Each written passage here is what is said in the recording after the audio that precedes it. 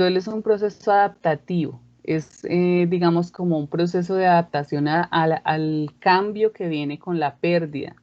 Cualquier pérdida, miren, incluso de un trabajo, implica un proceso de duelo. Por ejemplo, si ustedes se fijan, los niños cuando tienen un juguete favorito, algo que les gusta mucho, algo que aman mucho, y de pronto lo pierden, es como una cosa terrible, pasan muchos días antes de que ellos se puedan adaptar, porque eso también genera un proceso de duelo.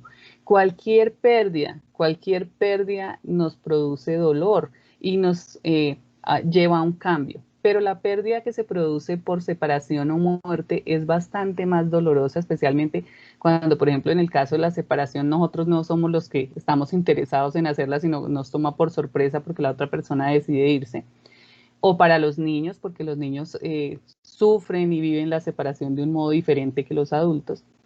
Y la muerte, pues realmente es una pérdida que ya implica un dolor más profundo, porque sabemos que no vamos a volver a ver al ser querido. Entonces, es muy importante que entendamos que el duelo es parte natural del proceso de la vida, que es parte natural después de la pérdida de un ser querido, y que aunque es natural, genera muchísimo dolor, y que ese dolor digamos, se va sanando de acuerdo con la forma en que nosotros lo abordemos y, por supuesto, en la forma en que nos reorganicemos o nos reintegremos. Cuando una persona muere o se va de nuestras vidas, se lleva como una parte de nosotros con ellas, ¿sí? ¿Por qué sucede esto? Porque pues nosotros hemos compartido con ellos nuestra vida, hemos estado con ellos, hemos, digamos, invertido nuestro tiempo y nuestras emociones en estas personas y en los momentos que hemos vivido con ellos, y cuando ellos ya no están es como si nos quitaran un pedacito. Por eso es que duele tanto. Entonces tenemos que tener claro que eso también implica una reintegración de mí misma como ser humano, como persona. No es solo la reorganización de la familia, no es solo la reorganización económica, no es solo la reorganización a nivel de funcionalidad, sino es la parte de mí, de mi ser que se va con esa persona que ya va a estar ausente de mi vida. ¿Listo? Ya sea por separación o por muerte. ¿Cuánto dura el duelo? El duelo tiene, digamos que dentro de lo clínico, aunque pues como les decía al principio, esto no aborda lo clínico, sino es más como un proceso de orientación.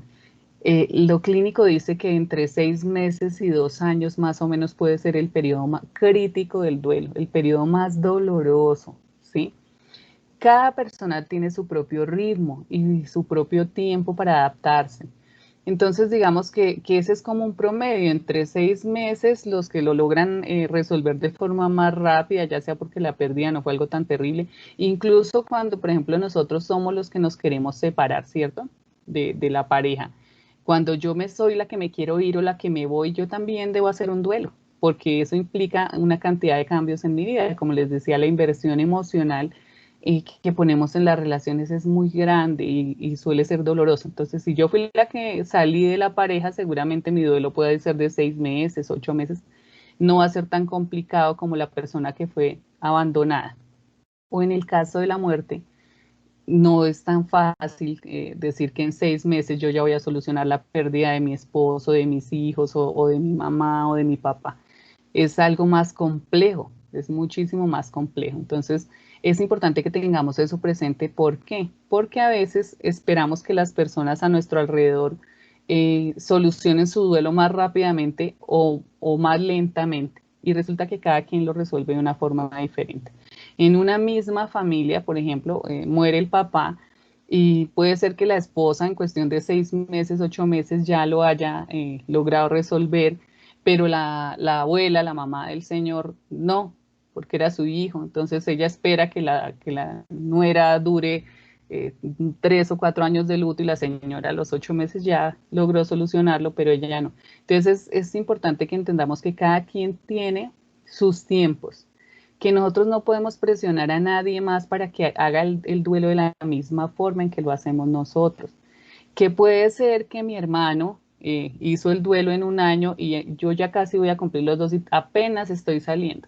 Entonces eso es súper importante porque a veces eso nos genera un estrés familiar porque hay exigencias, ¿no? Hay como usted no lo quería tanto, porque usted ya, mire, ya se le olvidó, ya no le importa, usted ya puede salir y como yo no puedo. Entonces es importante que tengamos eso presente y respetemos el proceso de duelo de cada uno. Cada proceso es diferente. Y eso es importantísimo en relación con los niños. Los niños no expresan el duelo de la misma forma en que lo expresamos nosotros. Y los niños no siempre hacen su duelo de forma inmediata a la pérdida del ser querido.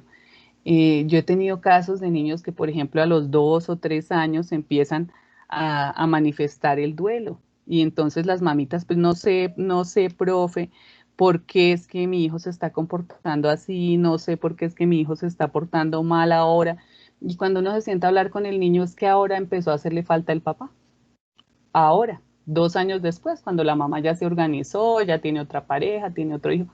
Entonces, por favor, entendamos que cada quien tiene derecho a vivir el duelo en la forma en que lo puede hacer y durante el tiempo que le corresponda. Soy muy incisiva con este punto porque yo también he vivido duelos y sé que dentro de la familia generamos esas presiones que terminan conduciendo a tensiones, a estrés y a más dolor del que ya cada uno maneja. Entonces es importante que lo tengamos presente.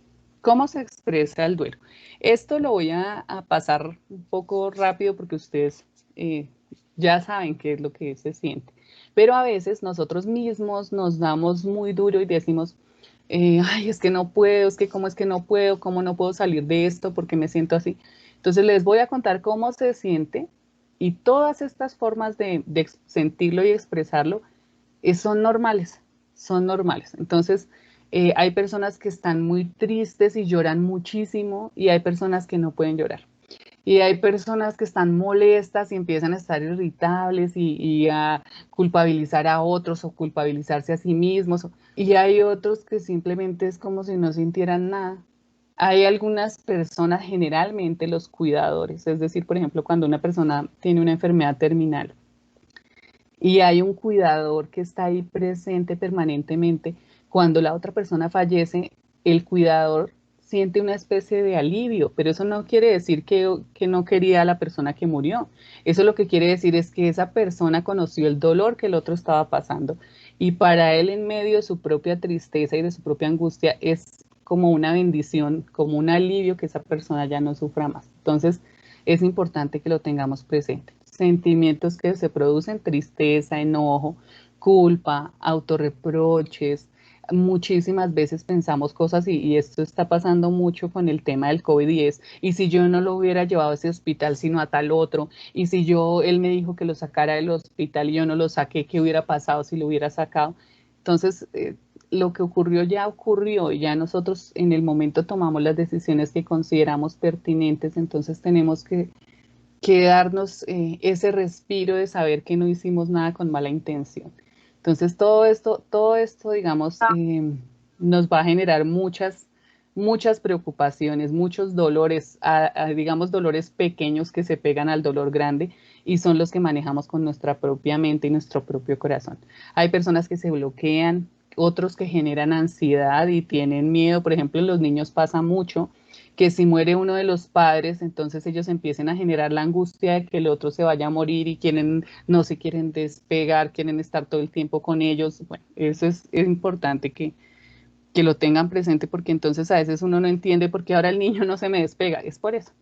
Hay fatiga emocional, fatiga afectiva, yo como que no quiero nada, hay impotencia, hay un anhelo por esa persona, un anhelo por volver a vivir lo que se vivió y que ya no tenemos. Como les decía, hay insensibilidad, hay personas que le dicen a uno es que no siento nada, es que no siento nada, es normal, es otra forma en que digamos, nuestra mente y nuestro cuerpo se protegen a sí mismos del dolor. Hay confusión, porque además cuando la persona muere, todos tenemos ya, digamos, que abordar una serie de situaciones para las que no estábamos preparados. Aun cuando una persona está en proceso de, digamos, por ejemplo, terminal, y nosotros sabemos que un proceso terminal quiere decir que va a morir, aun cuando esa persona estuvo ahí, nosotros no estamos listos para la muerte nunca. Entonces, cuando la persona ¿cierto? Nosotros tenemos que encargarnos de una cantidad de cosas y eso genera confusión porque en medio del dolor tenemos que estar lúcidos para solucionar y eso es difícil, ¿listo? Y bueno, pues obviamente la soledad. A nivel físico, hay opresión en el pecho, opresión en la garganta. Yo hablaba con una mamita y le decía, ay, mire mamita, ella me decía, es que he tenido que ir al médico porque me duele mucho, muchísimo el pecho, no puedo respirar, siento que me va a dar un ataque cardíaco.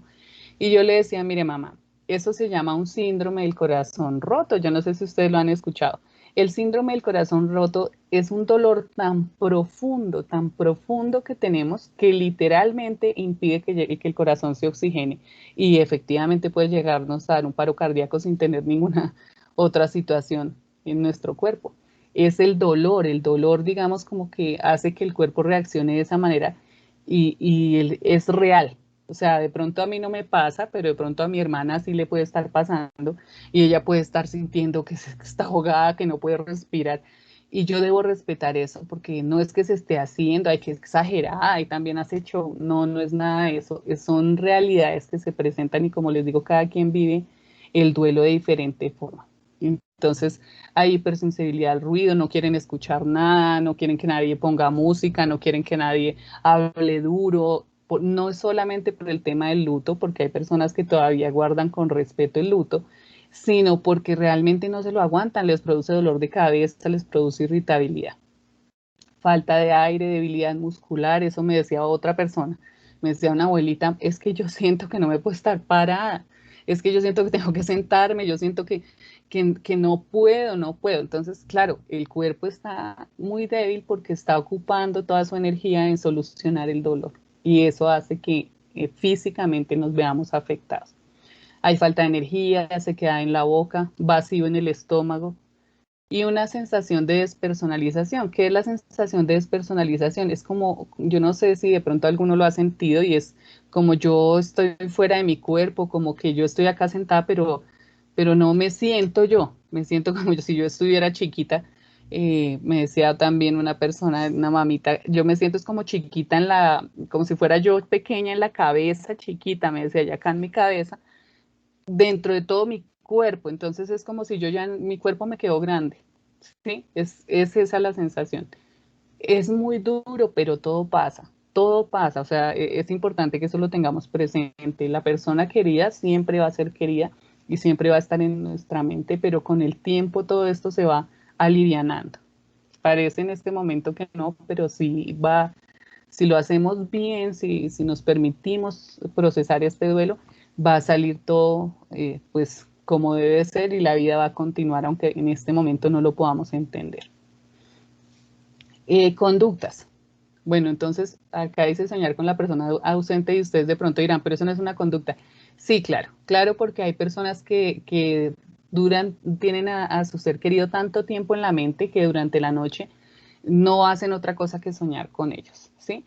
Es lógico, es natural que yo sueñe ya sea con mi marido que se fue, o con mi esposa que se fue, o con mi hija que me abandonó, o con la persona que murió. Es lo más lógico porque yo lo tengo permanentemente en mi mente y en la noche pues lo que hace el cerebro es retomar todos esos pensamientos y tenerlos allí. Si yo tengo culpa, es muy probable que en mis sueños la persona ausente me recrimine o recuerde peleas o recuerde momentos duros, porque obviamente eso es lo que mi cerebro me está diciendo, eso es lo que mi cerebro está trayendo a mi mente, ¿listo? Entonces es importante que lo tengamos presente porque ese tipo de sueños aumenta nuestro dolor. Hay personas que evitan cualquier cosa, entonces yo no vuelvo a pasar por tal calle porque ahí yo iba y me sentaba con mi mamá a tomar café. Yo no vuelvo a ir a la casa de mis padres, la dejo caer en ruinas porque no soy capaz de entrar y ver ese sitio donde ellos estaban. Suspirar, pero obviamente el suspiro tiene que ver con la falta de aire, ¿no? Con la falta física de aire. Llorar, que es lo más natural, ¿cierto? Llorar es natural, pero también tenemos que buscar el autocontrol un poco. Ya más adelante les voy a hablar de eso. Pero lo más sano es llorar, es lo más sano, lo más sano. Atesorar objetos, entonces las fotos. Recuerdo cuando murió mi abuelita, mi mamá y mis tías, todas empezaron a quedarse como con la ropa de mi abuelita por el olor. Entonces esto, perdón, esto huele a mi mamá, esto huele a mi mamá, esto es, sí, parte de ella. Entonces es lógico también que hagamos eso, no recriminemos a las demás personas que de pronto van a la casa y dicen, venga, me puedo quedar con esto, me puedo quedar con la corbata, me puedo quedar con... Porque es importante, es como tener una parte de esa persona que se fue. Buscar y llamar a la persona que se fue es de lo más natural, papitos, mamitas.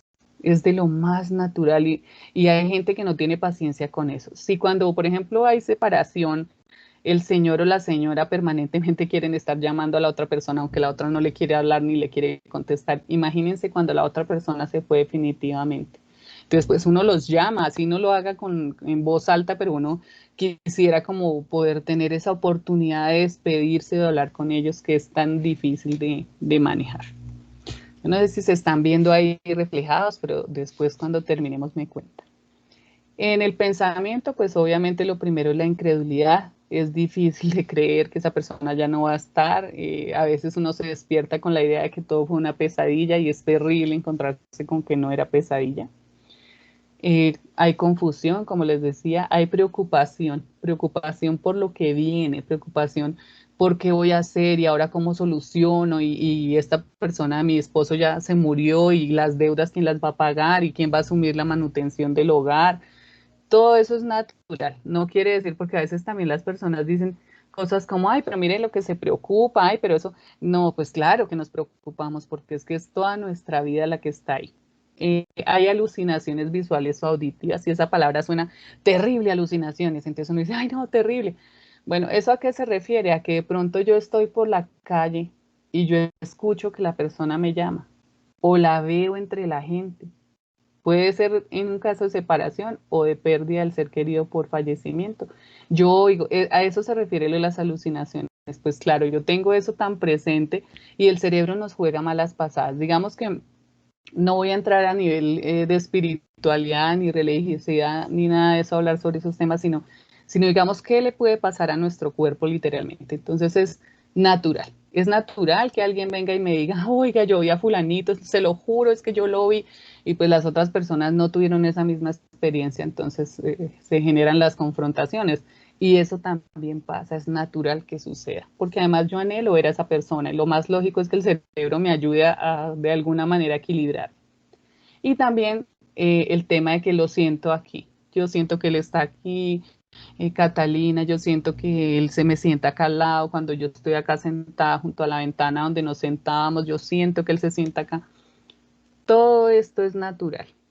Puede que algunos de ustedes hayan tenido muchas de estas situaciones.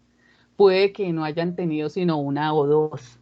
Puede ser también que de pronto hayan visto a sus familiares tener todas esas situaciones o no. Es decir, ustedes van mirando de cada situación que se presenta. No quiere decir que las tengan que tener todas y que si no las tienen están mal. No, quiere decir que estas son algunas de las cosas que más comúnmente pasan.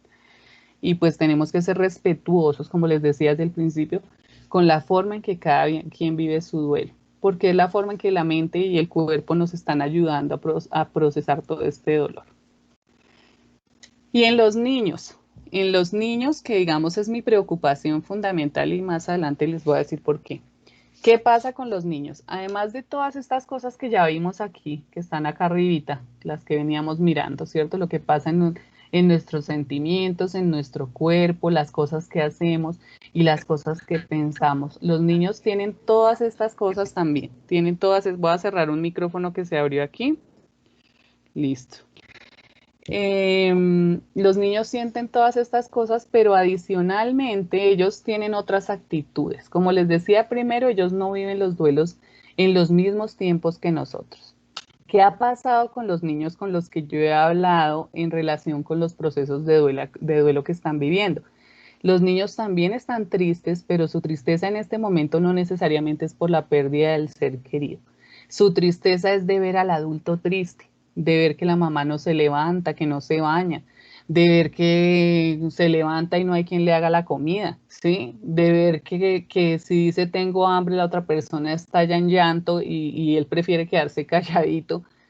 Ese es digamos, la diferencia entre los niños y nosotros. Ellos elaboran las cosas de forma diferente. Y en este momento la preocupación, si yo tuve una pérdida reciente, la preocupación del niño es más concreta, más tangible, más real. Él todavía tal vez no ha presentido ni ha sentido esa pérdida en su corazón como lo siente el adulto, porque para él todavía no es una realidad. Su realidad es: no me están dando de comer. Se les olvidó que yo tenía reunión hoy en el colegio, nadie me conectó, nadie me prestó el celular. Mi mamá o mi papá se quedaron durmiendo hasta tarde y yo acá estoy sentado desde las 6 de la mañana. Y obviamente, digamos que es lógico que el adulto esté viviendo su duelo, pero a eso me refería cuando yo decía que tenemos que tener un poco de autocontrol, y aquí iba a este punto. Nosotros, además del dolor, tenemos responsabilidades. El dolor está presente, pero aunque no nos guste, la vida continúa. Y si nosotros tenemos niños, es nuestra responsabilidad estar presentes para ellos a pesar del dolor que tenemos. Entonces, ¿qué cosas hacen los niños cuando empiezan a vivir su duelo? Se asustan, ellos sienten mucho temor, y como les decía, el tema de puedo perder a mi abuelita si mi abuelito se murió, puedo perder a mi mamá si mi papá se murió, es decir, ¿me voy a morir yo? Esas son las preguntas que vienen a ellos. Y si nosotros no somos claros, también van a tener otro tipo de ideas como que la muerte es un sueño, que es lo que a veces les decimos, no, él quedó como dormidito, decimos nosotros, y los niños asumen eso como algo concreto. Ah, quedó dormidito, o sea, se va a despertar en algún momento. Entonces eso es importante que lo manejemos. Los niños se sienten ira y se ponen supremamente agresivos. Entonces, en las situaciones de separación, generalmente el niño ataca al que se quedó.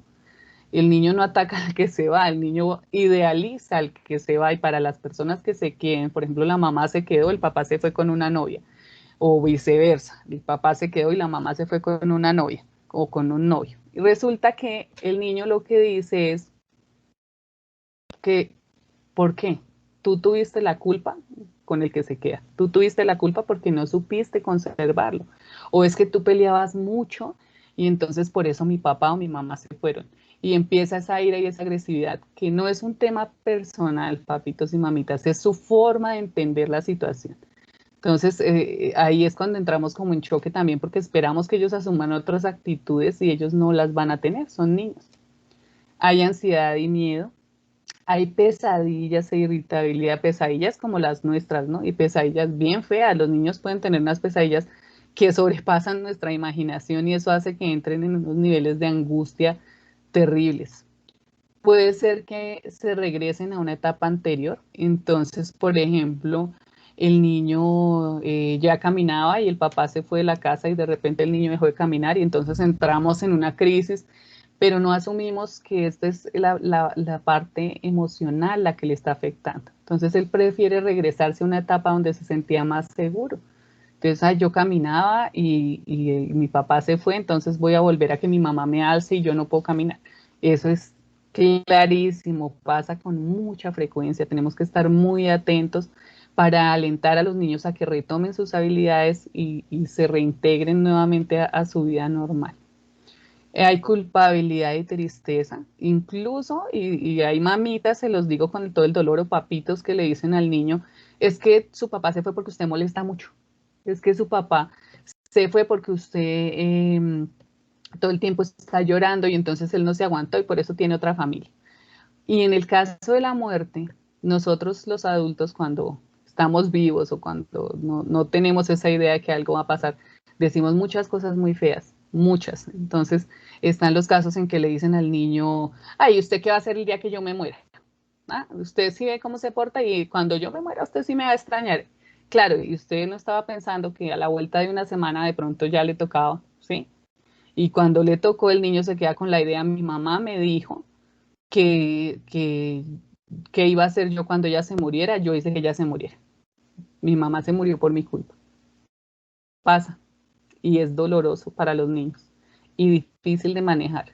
Entonces, en este momento, digamos, debemos ser muy prudentes con lo que les decimos a los niños, muy prudentes, porque además ellos nos están viendo y están viendo la forma en que nosotros también manejamos nuestros procesos de duelo. Entonces tenemos que ser muy prudentes, muy prudentes. Hay mamitas que dicen, no, yo, de su dolor tan terrible, dicen cosas como, no, yo me quisiera morir. Y el niño la está oyendo, el niño la está oyendo. Y más adelante ellos no lo toman como algo que se dice, sino como algo literal. Es que mi mamá se quiere morir, o sea que yo también puedo querer morirme si ya algo no me sale bien o si alguien se va de mi vida o si me siento abandonado. Entonces, ojo con eso. Y obviamente bajan en el rendimiento académico y yo con todo el respeto y con todo el amor se los digo, créanme que en un momento como estos es lógico que bajen el rendimiento académico. Y lo que menos debemos hacer es empezar a presionarlos por ahí, porque si no ellos van a ponerse como una ollita a presión y van a estallar. Lo que sí no puede suceder es que permitamos que ellos aprovechen esto para manipular, ¿no? Tenemos que estar muy con los ojos abiertos y los oídos despiertos y vuelvo y les digo, ahí es donde entra en juego un poco el autocontrol.